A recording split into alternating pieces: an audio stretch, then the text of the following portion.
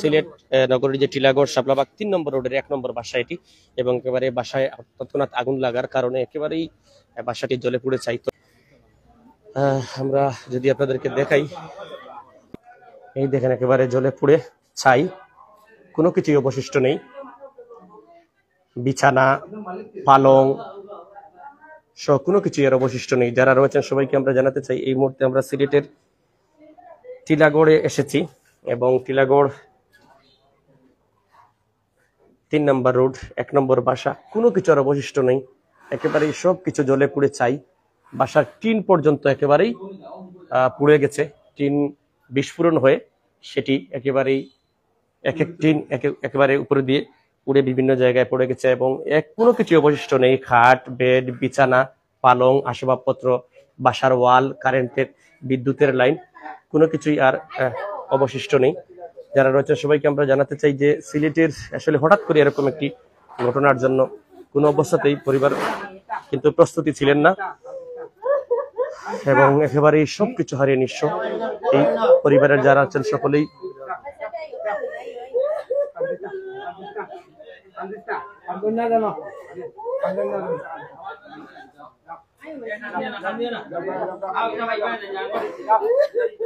মানুষের বড় ধরনের কোনো ধরনের ক্ষয়ক্ষতি হয়নি, তবে মানুষের হতাহত হননি, কোনো মানুষের প্রাণ যায়নি। এবং এই দেখুন বাসার অবস্থা, একেবারেই কোনো কিছু আর অবশিষ্ট নেই।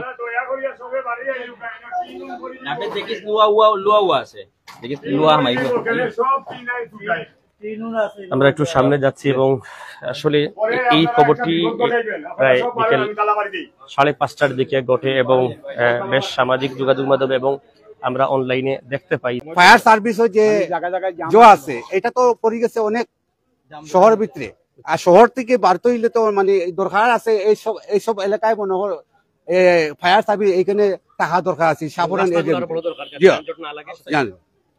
ফায়ার সার্ভিসও মনে করেন দরকার, আরো মানে এইদিকে ফায়ার সার্ভিস আইতে আইতে সপ্তাহে শেষ। আমরা দেখতে পেয়েছি যে আগুনের লিনিয়াম শিখা ওইখানে জ্বলতেছে, ঘরে অনেক ক্ষয়ক্ষতি হয়েছে।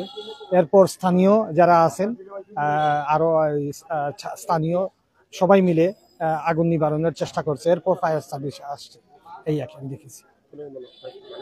না, মানুষের কোনো ক্ষয়ক্ষতি হয় না, তবে প্রচুর ক্ষয়ক্ষতি হয়েছে ওদের। সোনা গয়না, টেলিভিশন, ফ্রিজ, কাপড় চোপড়, আবার জি হ্যাঁ ব্যাংকের কার্ড, এরপর আপনার বই খাতা সহ। একটা মেয়ে ছিল, ও ছিল লাগা করে, এর জন্য ওর কোনো ক্ষতি হয় না।